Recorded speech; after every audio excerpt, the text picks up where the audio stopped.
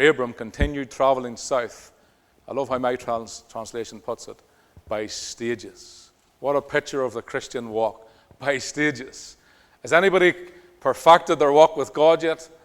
By stages, by stages. Abraham had a walk by stages. Rest assured, you and I do it by stages. So Abraham here, as an introduction, is called by God and he's blessed by God to be a blessing to the world.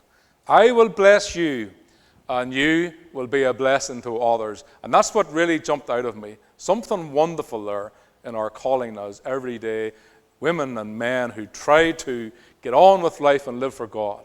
By stages we will bless others because God has called us to do so. In the story of redemption, we often talk much about how the church is called to go and to preach the gospel and to reach the world, and rightly so. How we often talk about how we can change the landscape around us because God has transformed us and anointed us to do so. We often talk about national revival. Oh Lord, please come and revive the nation. But how often do we look, or sometimes overlook, the small everyday calling that rests upon your life and upon my life? The wee things that really are important to us and what God has called us to do. If God does revival, that's God's work. But what about the work he's called you and I to do? What rests upon us to do every day in life?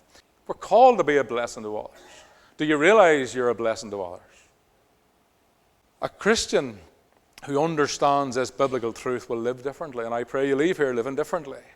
I will bless you, and you will be a blessing to others. But listen, there's things that hinder us, but one thing that doesn't is age. It doesn't matter what age you are, you're called to be a blessing.